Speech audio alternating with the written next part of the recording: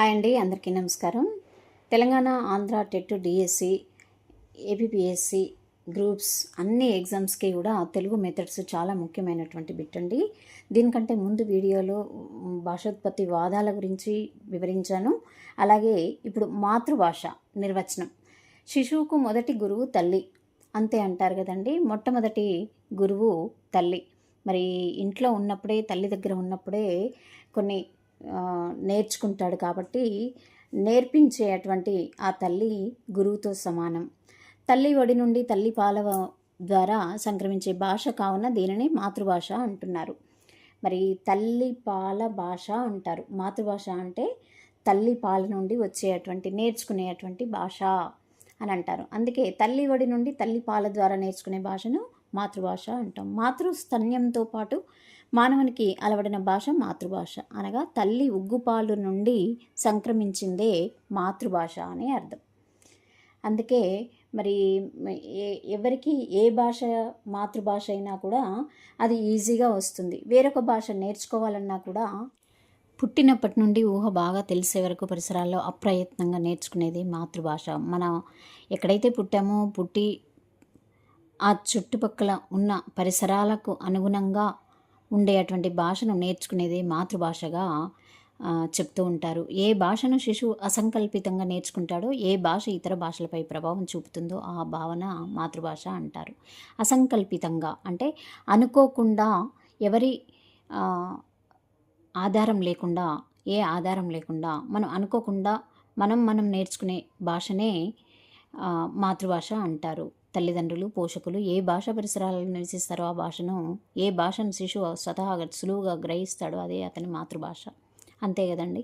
తల్లిదండ్రుల దగ్గర నుంచి మనం ఎక్కడైతే పెరుగుతున్నామో, పెరిగే వారి దగ్గర నుంచి, ఆ పరిసర ప్రాంతాల నుంచి, ఆ చుట్టుపక్కల ప్రాంతాల్లో ఉండేటువంటి భాషను మనం స్వతహాగా నేర్చుకోవడమే మాతృభాష.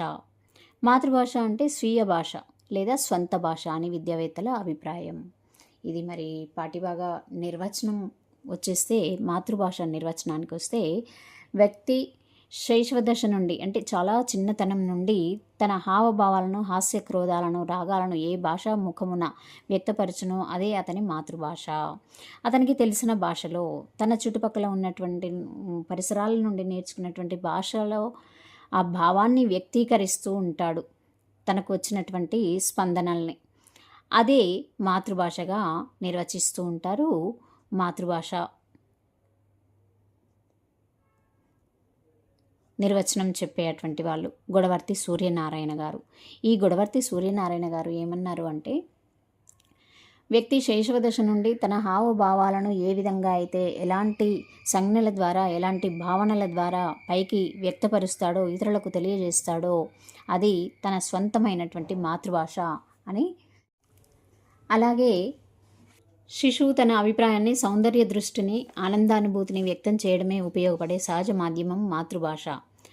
అంటే సౌందర్య దృష్టిని, ఆనందానుభూతిని, తన ఆనందాతిరేకల్ని తన వ్యక్తపరచడమే తన మాతృభాష ద్వారా. ఎవరైనా సరే తన అనుభూతుల్ని ఎక్కువగా మాతృభాష ద్వారానే ఇతర వాళ్ళకి తెలియచెప్తూ ఉంటారు అని మహాత్మా గాంధీ అన్నారు.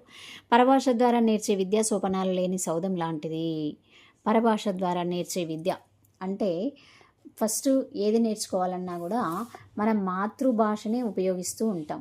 మాతృభాషతో ఫస్ట్ నేర్చుకోవడానికి ట్రై చేస్తే అది ఎక్కువగా మనకి ఎక్కువగా నేర్చుకోగలుగుతాం. మాతృభాషలో మనం నేర్చుకోవాలని ట్రై చేస్తే చాలా ఎక్కువ భాగం త్వరగా నేర్చుకోగలుగుతాం అని. అది ఎలాంటిది అంటే సోపానాలు లేని విద్య సౌధం లాంటిది. అంటే పరభాష ద్వారా నేర్చుకునేటువంటి విద్య అంట సోపానాలు లేని సౌధం, అంటే కింద పిల్లర్స్ లేనటువంటి భవనం లాంటిదంట, నిలబడదు. అదే మాతృభాష ద్వారా పరభాషను నేర్చుకుంటే మనకు ఒకసారి చదువుకున్నాము, నేర్చుకున్నాము అంటే మైండ్లో పర్ఫెక్ట్గా ఉండిపోతుంది అని విశ్వకవి రవీంద్రనాథ్ ఠాగూర్ గారు అన్నారు. ఆనందానుభూతితో పాటు జ్ఞానాన్ని కూడా పెంచుకోవడానికి సృష్టికర్త వలె సృజనాత్మకత శక్తితో కొత్త సృష్టి చేయడానికి మాతృభాష మానవుడికి ఒక సాధనం అవుతుందని చెప్పవచ్చు. WM Ray-Ban. శైశవదశ నుండి జీవితాన్ని తీర్చిదిద్ది ఆత్మవికాసాన్ని కలిగించి జాతి అభివృద్ధికి, దేశాభ్యుదయానికి, లోకోద్ధరణకు కూడా సమర్థునిగా చేసే శక్తి మాతృభాషకు ఉంది. మాతృభాష ద్వారా ఎంతైనా కూడా మనం సాధించడానికి అవకాశం ఉంటుంది. ఈజీ, కష్టం లేకుండా చాలా ఇష్టంగా మాతృభాష ద్వారా చెయ్యలేని పని అంటూ ఉండదు. ఎక్కువగా శ్రమ లేకుండా మనం విద్యా బుద్ధుల్ని నేర్చుకోవచ్చు అని పివి బళ్ళార్డ్ అన్నారు. శిశువు పాఠశాలలో ప్రవేశించకముందే ధారాళంగా మాట్లాడే భాష మాతృభాష. కరెక్టే కదండి. స్కూల్కి వెళ్ళే వరకే, పాఠశాలకు వెళ్ళే వరకే పిల్లలు కొన్ని మాటలు, వాక్యాలు, పదాలు అవి మాట్లాడుతూ ఉంటారు. ఏది అయితే అది అంటే అప్రయత్నంగా తన నోటి ద్వారా వచ్చేటువంటి ఆ భాషే మాతృభాష. శిశువు తన జీవితంలోని అన్ని రంగాలలో ఆత్మవిశ్వాసంతో వ్యవహరించేది మాతృభాష ద్వారానే. బ్లాక్ అన్నారు. మరి అంతే. ఇప్పుడు పరభాష నేర్చుకోవాలంటే దానికి ముందుగా మాతృభాష యొక్క సహాయం తీసుకోవాలి. అట్లా అయినప్పుడే మనం ఎక్కువ జ్ఞానాన్ని పొందగలుగుతాం. మాతృభాష ప్రయోజనాలు. రిచర్డ్ అండ్ ఒగైన్ అన్న పండితులు భాషకున్న ప్రయోజనాలు 2 రకాలవి పేర్కొన్నారు. సాంకేతిక ప్రయోజనాలు, ఉద్దీపన ప్రయోజనాలు. ఈ భాషా ప్రయోజనాలు సామాజిక ప్రయోజనాలు. సమాజానికి అవసరమయ్యేటువంటి ఉపయోగకరమైనటువంటి పనులు. వ్యక్తిగత ప్రయోజనాలు. ఇది మన స్వంతానికి ఉపయోగపడేటువంటి ప్రయోజనాలు. ఇవి మాతృభాష కూడా వర్తిస్తాయి. వీరిని సామాజిక ప్రయోజనాలు, వైయక్తిక ప్రయోజనాలు అని కూడా అంటారు. వైయక్తిక అంటే మన ఒక్కరికే ఉపయోగపడేటువంటి ప్రయోజనాలు. సామాజిక అంటే మనం సమాజానికి చేసేటువంటి సేవలు. జ్ఞాన సముపార్జనకు మాతృభాషే చక్కని పునాది. కరెక్టే. ఏ భాషలో చెప్పాను కదా ఇందాక, తెలుగు, హిందీ, ఇంగ్లీష్, ఎవరికి ఏది మాతృభాష అయితే ఆ భాష పర్ఫెక్ట్గా నేర్చుకోగలుగుతాం, ఎక్కువ కాలం గుర్తుంచుకోగలుగుతాం. భావగ్రహణకు, భావ వ్యక్తీకరణకు అంటే ఒక భావాన్ని మనం గ్రహించడమైనా మన మనసులో ఉన్నటువంటి, మన మైండ్లో ఉన్నటువంటి భావనను వ్యక్తీకరించడానికైనా, భాషాంతరీకరణ సామర్థ్యానికి ఒక భాషను వేరొక భాషలోకి తర్జుమా చేయడానికైనా మన మాతృభాష చక్కగా ఉపయోగపడుతుంది. విద్యార్థులు సృజనాత్మక శక్తిని, వివేచన శక్తులను మాతృభాష పెంపొందిస్తుంది. సృజనాత్మకత అనేక కోణాల్లో, అనేక విధాలుగా మనం ఒక విషయాన్ని కూలంకషంగా వివరించడానికి మనకు వచ్చినటువంటి భాష చాలా ఉపయోగపడుతుంది.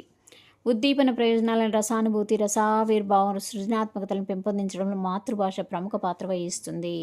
సంస్కృతి సాంప్రదాయాలను, ఆచార వ్యవహారాలను గ్రహించడానికి మాతృభాష తోడ్పడుతుంది. వ్యక్తికి సంపూర్ణ మూర్తిమత్వాన్ని మాతృభాష ప్రసాదిస్తుంది. మనకు ఒక విషయం నుండి జ్ఞానాన్ని సముపార్జించాలి అంటే మనకు ఎక్కువగా ఉపయోగపడేది మాతృభాష మాత్రమే. మాతృభాష వస్తే పరభాషలు ఎన్నింటినైనా కూడా మనం ఈజీగా నేర్చుకోగలుగుతాం. ఇక దాని యొక్క పలువురి అభిప్రాయాలు ఎలా ఉన్నాయంటే, మాతృభాష తల్లి పాల వంటిదైతే పరభాష దాది పాల వంటిది అని కొమర్రాజు లక్ష్మణరావు. చాలా ఇంపార్టెంట్ అండి. ఇది చాలా ఇంపార్టెంట్. గుర్తుంచుకోండి. ఇది ఇచ్చి ఇదైనా అడుగుతాడు, పేరిచ్చి ఇదైనా అడుగుతాడు. పర్ఫెక్ట్గా ఉండండి. ఇప్పుడు వీడియో చూసిన వెంటనే ఈ బిట్టు పర్ఫెక్ట్గా చదువుకోండి. ఈ బిట్టు వదిలిపెట్టమని కాదు, ఇది పర్ఫెక్ట్గా చదువుకుంటే ఇలా కనీసం ఒక మార్కు ఈజీగా అడుగుతాడు. పరభాష మాధ్యమంలో విద్యాబోధన సోపానాలు లేని సౌధం వంటిది రవీంద్రనాథ్ ఠాగూర్ అన్నారు. ఈ పైన ఇచ్చిన వివరణల నుండే బిట్స్ ఇక్కడ ఇచ్చాడనమాట. దేశ భాషలందు తెలుగు లెస్స కవి వినుకొండ రాజకవి రాయలు అన్నారు. తెలుగును the Italian of the east ఆంగ్ల పండితులు సిపి బ్రౌన్ గారు అన్నారు. పసిబిడ్డ ఎదగడానికి తల్లిపాలు ఎంత ముఖ్యమో వ్యక్తి మేధస్సు వికసించడానికి మాతృభాష అంతే ముఖ్యం. పరుచూరి గోపాలకృష్ణ గారు అన్నారు. పరభాషను కాటుక వలె కంటికి అందంగా దిద్దుకో, కానీ ఒళ్ళంతా రాసుకుంటే అందవిహీనంగా ఉంటావు. శ్రీ మాడుగుల నాగపని శర్మ గారు అన్నారు. శిశువుకు తల్లిపాలు ఎలాంటివో విద్యార్థికి మాతృభాష బోధన అలాంటిది. ఠాగూర్ గారు అన్నారు. చాలా ఇంపార్టెంట్ బిట్ అండి. మాతృభాష గురించి కంపల్సరీ బిట్స్ అడుగుతాడు. వెంటనే ఒకసారి మీకు బ్రెయిన్లో కూర్చునే విధంగా 10 నిమిషాలు చదువుకుంటే సరిపోతుందండి. టైం అనేది చాలా విలువైంది. టైంని ఏమాత్రం వృధా చేసుకోకండి.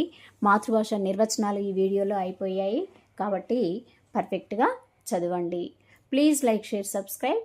తెలుగు బోధన ఛానల్ని తప్పకుండా సబ్స్క్రైబ్ చేయండి. Thank you.